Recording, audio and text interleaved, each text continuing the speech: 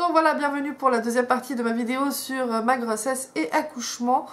Là, on va en venir au point principal, donc l'accouchement, n'est-ce pas? Donc, j'arrive à l'hôpital le vendredi soir à 22 h. Vous attendez déjà 1 heure hein, qu'on vienne vous chercher parce que c'était la folie. Il y avait des accouchements, des urgences, enfin bref, voilà. J'étais censée être déclenchée donc quand je suis arrivée. Et en fait, on m'a dit non, il y a trop d'urgences, on ne peut pas vous déclencher aujourd'hui. Mais j'avais quand même ma chambre de réservée. Donc, je pouvais quand même. Ils ont décidé de me garder et de me déclencher le matin à 6 h. Entre-temps, il s'est passé plein de choses. Je reviens juste, petite parenthèse de la chambre privée. Donc, avec l'assurance de base, vous avez chambre commune et tout. Mais en tout cas, à Morges, vous avez la possibilité d'avoir une chambre privée. Alors, il y en a qui vont me dire c'est cher, c'est 200 francs par jour, mais au final pour avoir une chambre privée c'est pas si cher que ça. Au début je m'en foutais et vers la fin de ma grossesse j'étais là mais c'est un moment tellement intime, c'est un moment j'ai pas envie de partager avec des inconnus quoi. Il y a des personnes qui n'ont pas le choix malheureusement, ça c'est vrai, mais si moi j'ai le choix, j'ai décidé de faire comme ça et mon mari était totalement d'accord. Je me dis mais imagine, je veux dire, toi, tu as envie de te reposer, tu as les visites des autres dames ou de l'autre dame, ton bébé il pleure, ça réveille l'autre, enfin, ou le contraire, t'es pas dans ton cocon, quoi. T'as pas ces premiers instants avec ton bébé sont tellement importants que, voilà, moi je me suis dit non, il me faut une chambre privée. Et heureusement, il y en avait une, parce que vous n'êtes même pas sûr de l'avoir, parce que si elles sont toutes prises, vous ne pouvez pas les réserver. C'est le jour J que vous savez si vous avez une chambre privée ou pas. Et j'en avais une. Merci. Donc avant d'aller en chambre, bien évidemment, on m'a refait un monitoring. Donc on vous pose des capteurs sur le ventre, n'est-ce pas, pour capter le cœur du bébé et s'il y a des contractions. Et là vous attendez une demi-heure, 3/4 d'heure. Donc apparemment il y avait des minuscules contractions, mais pas... C'était pas des vraies contractions, quoi. Et là, on me dit direct, on va vous poser directement les perfusions, enfin les cathéters, youpi, j'ai des veines de merde. Et ça c'est vrai, pour vous dire, j'ai vraiment des veines de merde. C'est une réalité, c'est une catastrophe. Elles ont essayé, elles n'ont pas pu, elles ont appelé l'anesthésiste pour me poser les cathéters. Hein. Donc, voilà.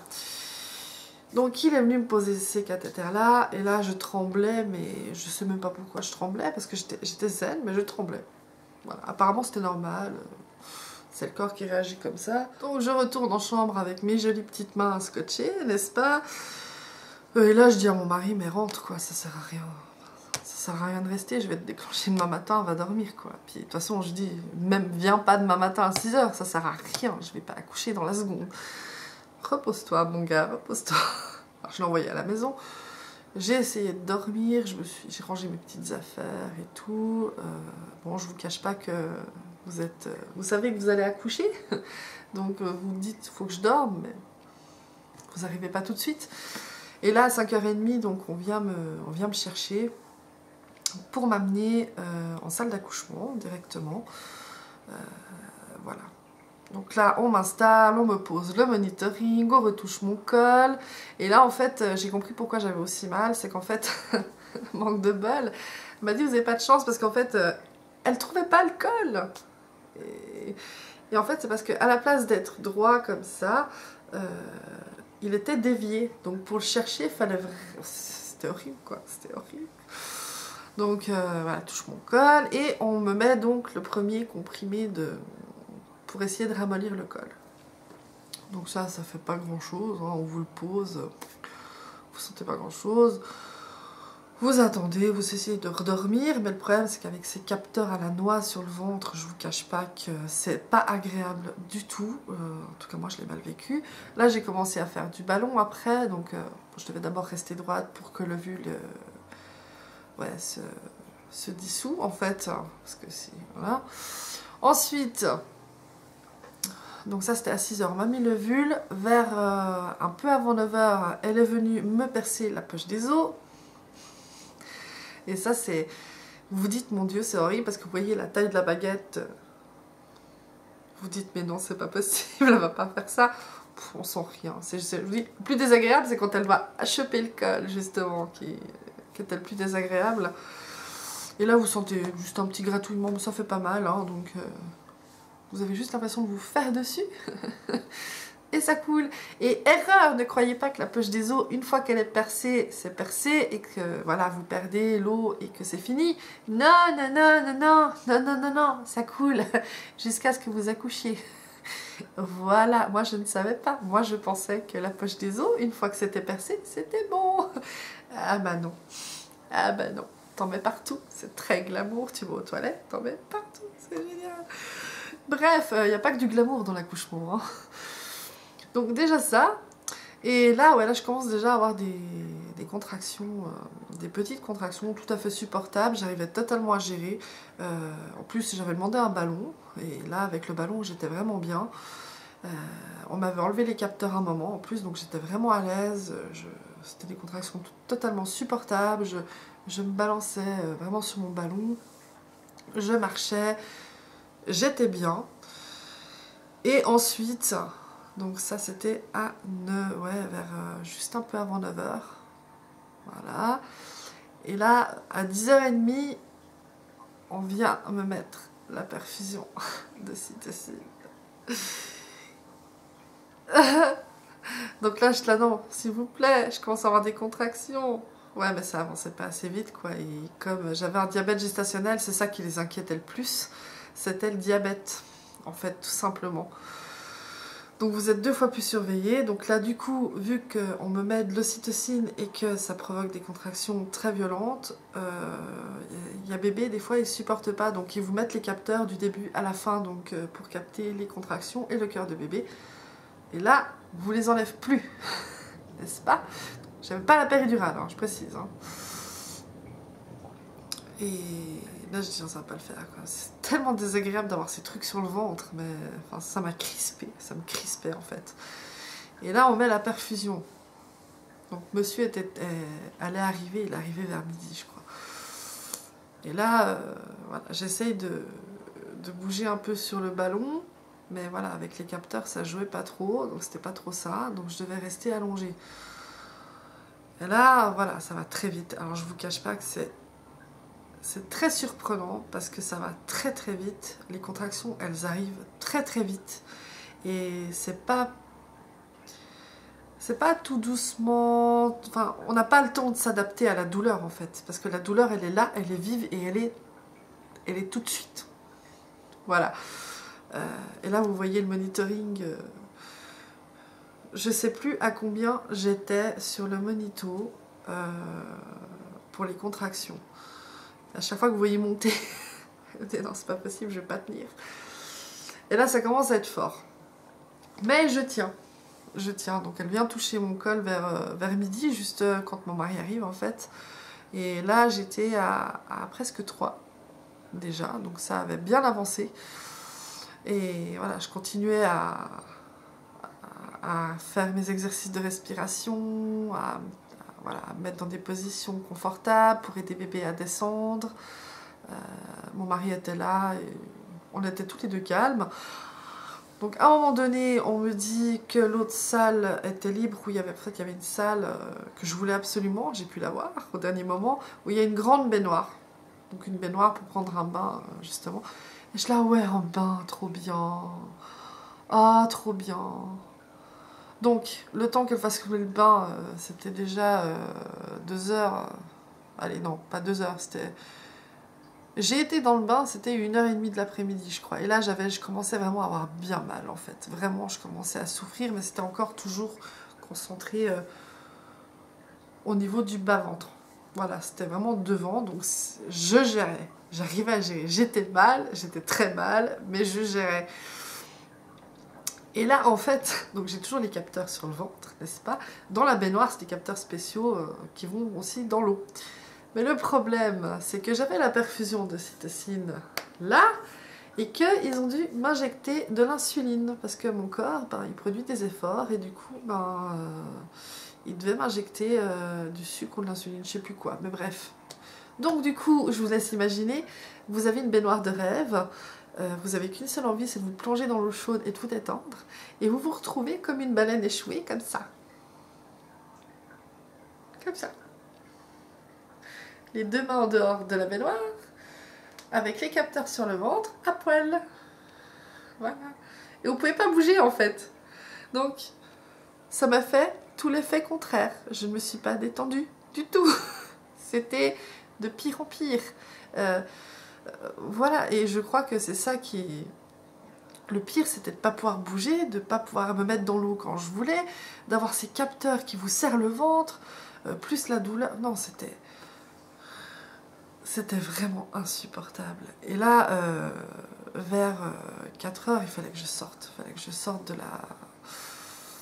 de la baignoire parce que je ne tenais plus, parce qu'en plus, les contractions sont passées dans les reins. Et là c'est le drame.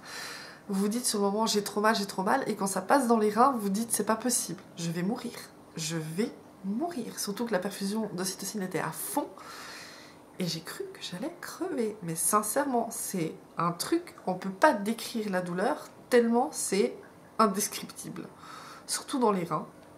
C'était juste horrible. Pour sortir de la baignoire, c'était l'horreur. J'arrivais à peine à marcher tellement j'avais mal. Parce que quand vous sortez de la baignoire, donc vous êtes dans l'eau chaude, vous vous retrouvez au froid, et là, vous les sentez 2 fois plus d'un coup, les contractions. Youpi! Et j'ai l'infirmière, elle me dit, mais si vous voulez, j'appelle l'anesthésiste, on pose la péridurale. Elle m'a contrôlée, j'étais à 5. J'étais à 5 cm. J'étais là, non! Je veux tenir encore un peu. Je peux tenir encore un peu. Donc j'ai essayé de tenir, donc là c'était quoi? C'était 4 heures. À 5h30 je l'appelle. De 4 heures à 5h30, j'étais en train de mourir. Donc en plus je ne pouvais pas marcher avec les 2 perfusions et les capteurs. Donc j'étais sur le lit et allongée, c'est encore pire quoi. Quand on ne pouvait pas bouger, la douleur elle est encore... Ça devient ingérable en fait. Parce que vous n'arrivez pas à faire ce que vous voulez pour vous soulager. Et là, non, c'était pas possible quoi. Je pleurais. Alors je suis restée très calme, dans le sens que j'ai pas crié, j'ai pas engueulé mon mari. Je suis restée très calme. Je pleurais et je souffrais en silence. Et mon mari a eu un comportement exemplaire. Il savait qu'il fallait pas parler. Il fallait pas me parler. Ou alors oui, chérie, je suis là, ça va aller. Mais il en faisait pas trop. Donc c'était juste parfait. Vraiment pour ça... C'était vraiment, vraiment agréable de ne pas avoir quelqu'un. Oui, chérie, tu vas y arriver, c'est pas grave, vas-y, tiens le coup. Non, ça j'aurais pas supporté. Et vraiment, il a eu le comportement que j'attendais de lui, sans que je lui demande, en fait. Donc, vers 5h30, elle revient, et là... Comment vous dire? J'arrachais la poignée du lit, quoi. Je pouvais plus, j'ai cru que j'allais crever. Je tenais plus et je dis là, je suis désolée, là il me faut une péri quoi. Là je craque, il me faut une péridurale parce que j'avais pas envie de... J'avais envie d'avoir un joli accouchement et d'en garder un bon souvenir. Mais je me suis dit, Aurélie, t'as tenu jusqu'à maintenant quoi.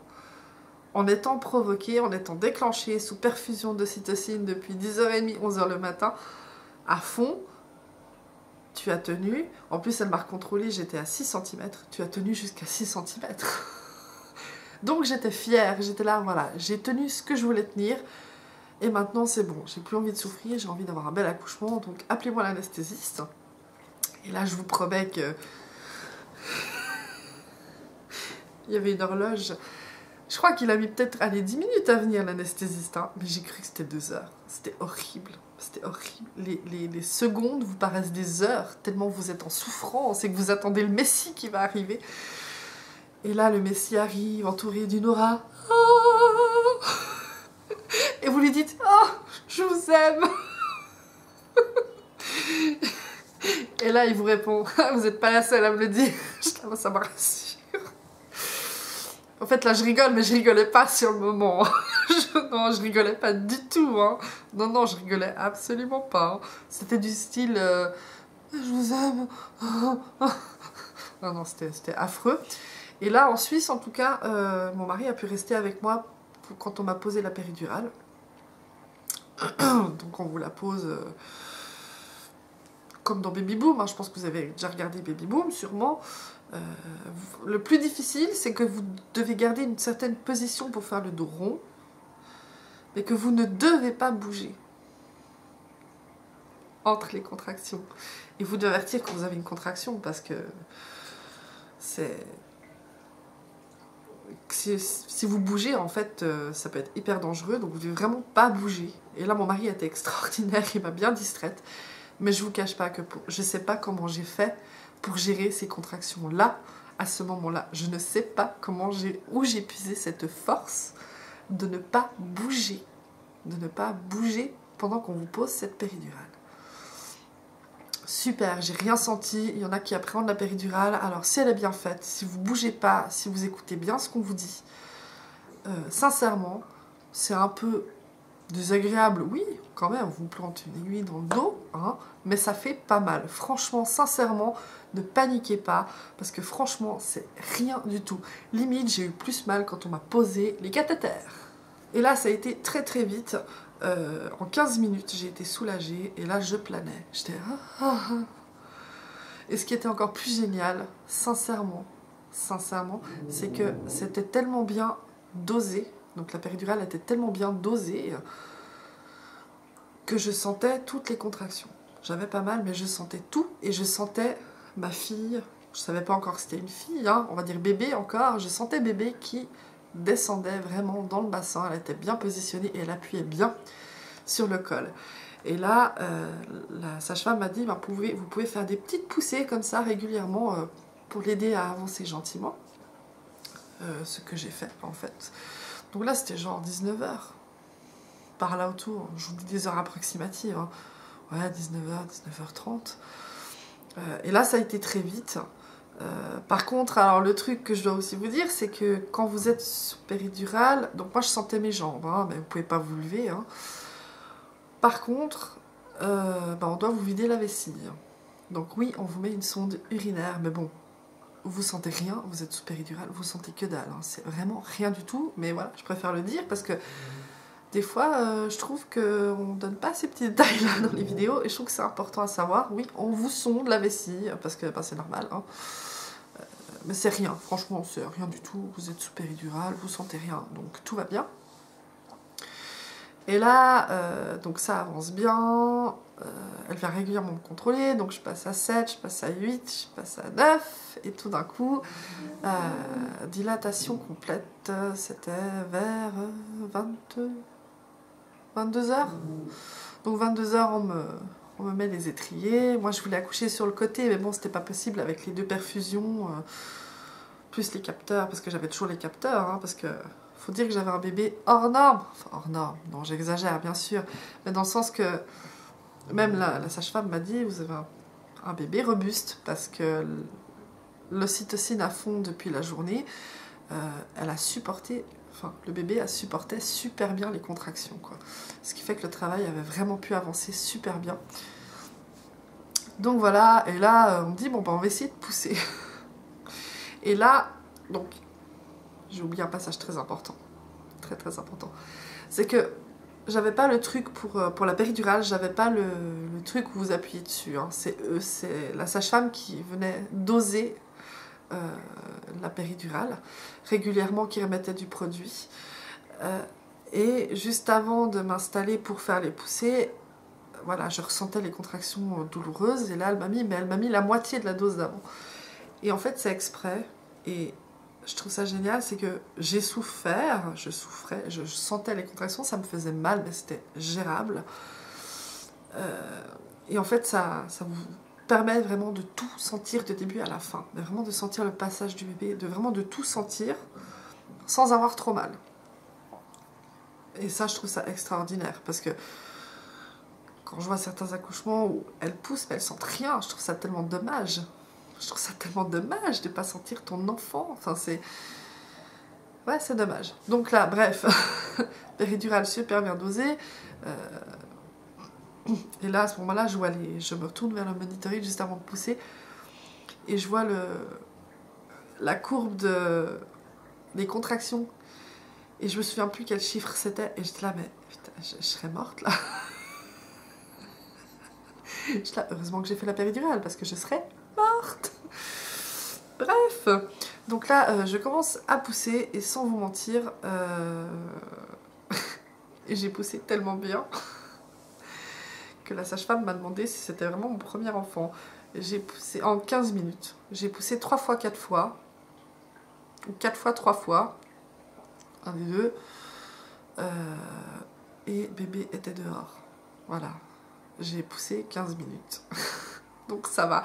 Par contre, alors, je vous cache pas que quand je vois celles qui poussent pendant des heures, je sais pas comment elles font parce que waouh, mais c'est épuisant. C'est les pousser, ça vous demande une force incroyable. Je m'attendais pas du tout à ça. Et heureusement que j'ai poussé que 15 minutes parce que j'étais épuisée, j'en pouvais plus. C'était juste horrible. Et là, donc vous sentez la tête. Ça fait pas mal, vous sentez juste que ça tire, donc oui, j'ai eu droit à une épisio, hein. On s'en fout, c'est pas grave, hein. 2-3 points de suture. Mais vous sentez la tête de bébé passer, donc ça tiraille, mais ça va. Et à un moment donné, donc elle va retourner le bébé et elle va vous dire d'arrêter de pousser pour passer les épaules. Et là tu te dis, heureusement que j'ai eu la péridurale. Parce que même sans péridurale, les épaules, enfin même avec la péridurale, pardon, même avec la péridurale, les épaules, je vous garantis que vous les sentez passer. La tête à côté, c'est rien. La tête, c'est que dalle. Sincèrement, la tête, c'est rien du tout. Les épaules, vous avez l'impression... C'est comme une délivrance, en fait. C'est vraiment... ça fait pouf. Il y a tout qui vient en même temps. Autant la tête, ça vient doucement, mais une fois que les épaules sont passées, le bébé, il sort tout de suite, quoi. Et là, bah voilà, j'avais un bébé tout rose, tout beau, franchement, j'ai vraiment tout beau, tout rose. Et là, on vous montre le sexe, parce que je ne savais pas le sexe, c'était une petite fille. Et là, on vous la pose sur vous, voilà, et puis vous pleurez toutes les larmes de votre corps, n'est-ce pas, c'est normal, voilà. Ça fait presque 8 mois, mais c'est encore vivant. Ah, c'est la vie, quoi. J'ai pas de mots, je suis désolée. Je m'étais promise de pas pleurer dans cette vidéo. Mais voilà. Vous vous dites, c'est moi qui fais ça, quoi. C'est mon bébé, c'est ma chair, j'ai réussi. C'est magique. D'entendre ses premiers pleurs, ses premiers cris, Bon, puis j'ai eu un très bel accouchement. J'ai eu un très bel accouchement et ce sentiment de devenir maman, c'est extraordinaire. C'est extraordinaire. Vraiment, c'est... Ça n'a pas de mots, quoi. Vous vous dites, je l'ai porté pendant 9 mois, je l'ai senti bouger, je l'ai attendu. En plus, on savait pas le sexe, c'était une petite fille. Et vous vous dites, voilà, j'y suis arrivée, elle est là. Elle est là, j'y suis arrivée, elle est magnifique, elle va bien. Et c'est magique. C'est totalement magique. Les mamans qui accoucheront vont me comprendre après. Mais voilà, d'en reparler, c'est... Je pensais pas que c'était encore aussi vivant, parce que moi j'y ai repensé pendant 3-4 mois où je pleurais de joie plusieurs fois par semaine, mais je pensais pas que là maintenant ça m'aurait fait encore ça. Donc voilà, donc Lana est arrivée et elle était toute propre, toute... Vraiment, elle était toute rose, elle était pas bleue, elle était pas fripée, elle était juste parfaite. Elle était toute belle, vraiment, c'est... Parce que des fois, on voit les enfants qui sont un peu bleus, qui sont un peu fripés, ou qui ont plein de trucs... Enfin, je sais plus comment ça s'appelle, mais c'est normal, cette espèce de pellicule blanche, là. C'est tout à fait normal, rien de grave, ou des fois qui ont plein de sang, parce que c'est nous qui avons saigné, c'est pas eux. Mais... Voilà, quoi. Elle était toute belle.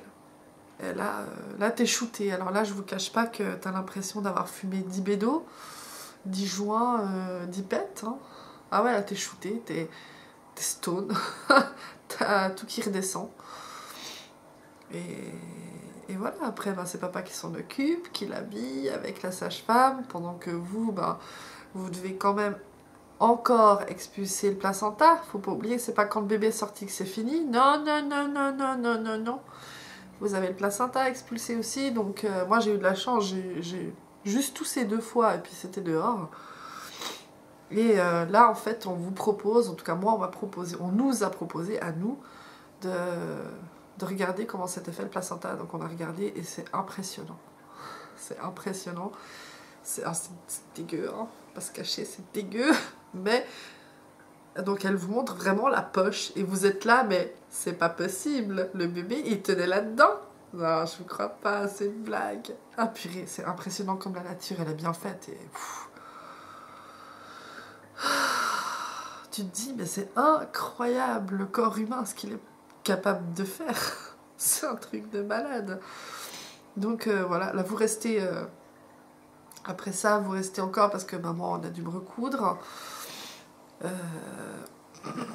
En plus j'avais plus la péridurale donc je voulais pas qu'ils me la remettent pour me recoudre, donc j'ai eu mal, mais bon c'était supportable. De toute façon vous avez tellement rien à foutre, vous avez votre bébé à côté, je vous promets que vous... voilà hein. Et après on vous ramène un peu plus tard en chambre avec le bébé et le papa. Et là moi voilà, je suis rentrée en chambre et... ouais voilà. Je vais pas raconter la suite parce que je vois pas l'intérêt, c'est surtout l'accouchement qui est important. J'ai allaité, voilà, ça c'était quelque chose qui me tenait à cœur. Ça a été très compliqué pour moi parce que j'ai mis 12 jours à avoir du lait. Ouais, je me suis battue comme une lionne pour en avoir. Et j'en ai eu, donc j'ai allaité ce que j'ai pu ma fille, je l'ai allaité quand même un petit moment. Par rapport à l'épisio, alors bon, ça picote les premiers jours, on est un peu parano pour aller aux toilettes, alors qu'au final c'est rien du tout, ça se remet assez vite. Par contre niveau, je vais vous dire les choses caches, niveau rapport sexuel, c'est un peu plus délicat avec une épisio. Faut y aller doucement au début, hein, ça met des fois un moment à se remettre, sincèrement. Voilà. Voilà, c'est vraiment la cicatrice qui est douloureuse. Hein. Après, chacun ressent la douleur comme... Enfin voilà, chacun est différent dans son ressenti de la douleur. Chez certaines femmes, ça se remet tout de suite. Chez d'autres, ça met 1 année. Enfin, j'ai lu des trucs, ouais, ça peut aller long. Hein. Je la waouh, j'espère que ce ne sera pas comme ça. Niveau de la péridurale, donc j'ai accouché à 22h25. Hein. Vers minuit, j'étais debout. Hein. Ouais. Voilà, c'était tellement bien fait que nickel. Par contre, alors, j'ai mis quand même 4-5 mois à m'en remettre au niveau des jambes, dans le sens que, comme j'ai pas beaucoup bougé en fin de grossesse à cause de ma blessure, plus tu te reposes, quoi. Après, quand t'es à la maison puis que t'allaites, tu passes beaucoup de temps assise ou allongée. Donc, ce qui fait que ton corps, il en prend un coup, et pour remuscler et tout, j'ai mis 4-5 mois à plus avoir de douleur dans les jambes. Pour vous dire que j'arrivais même plus à me mettre à genoux pour donner le bain à ma fille. J'étais obligée de le faire debout, tellement j'avais mal dans les articulations, dans les muscles. Et ça, j'ai mis vraiment, même pour me lever du canapé, c'était une horreur. Je boitais toute la journée, quoi. Mais maintenant, c'est bon. Donc voilà, je m'en suis bien remise. Je me suis remise assez rapidement de cet accouchement, du fait que j'ai aussi allaité. Quand on allaite, ça permet de remettre l'utérus et tout en place plus rapidement. C'est ce qu'on m'a dit. Et voilà. Voilà. J'ai rien d'autre à dire. J'espère que j'ai rien oublié. Un accouchement, c'est personnel. Chacune va le vivre d'une manière différente. Chacune va accueillir la douleur d'une manière différente. Voilà, moi j'aurais voulu accoucher sans péridurale. Malheureusement, j'ai été déclenchée, ce qui fait que... non, c'était juste pas possible. Mais voilà, je garde quand même une certaine fierté à me dire que j'ai été déclenchée sous ocytocine. Et j'ai tenu jusqu'à 6, quoi. J'ai tenu jusqu'à 6. J'aurais pu tenir plus, hein. Je pense que si t'as pas le choix, tu tiens. T'as pas le choix, t'as pas le choix. Mais là, j'avais le choix. Et je pense que j'ai fait le bon choix.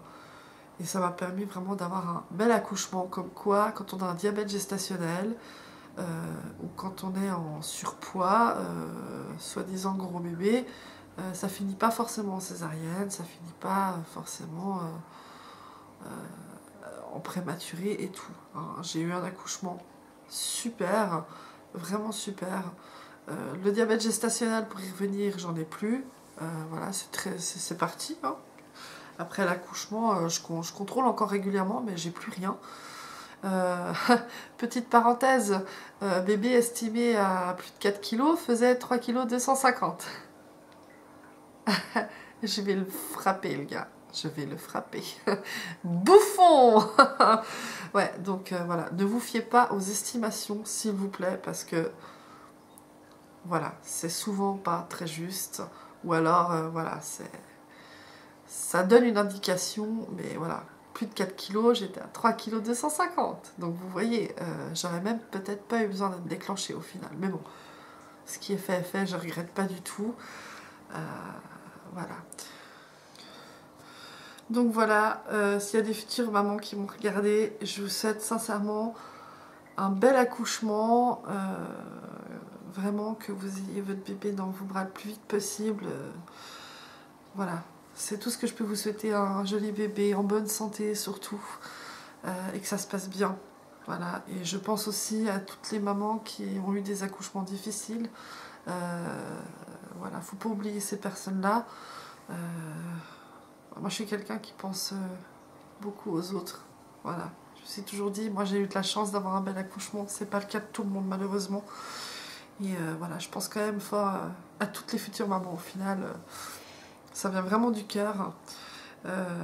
Comme je l'ai dit, si vous avez des questions, n'hésitez pas à mettre un commentaire, j'y répondrai avec plaisir. Je vous remercie d'avoir regardé cette vidéo. Je ne sais pas combien elle va durer, mais voilà, c'est un accouchement, quoi. C'est personnel, c'est un ressenti. Donc Et encore, je trouve que j'ai été vite. Hein. Mais bon, voilà, j'espère que j'ai pas été trop barbante. J'espère que j'ai pu éclairer certaines d'entre vous. J'espère que j'ai pu rassurer aussi certaines d'entre vous. Donc voilà, en tout cas, je vous fais plein de gros bisous. Et je vous dis à tout bientôt. Bye!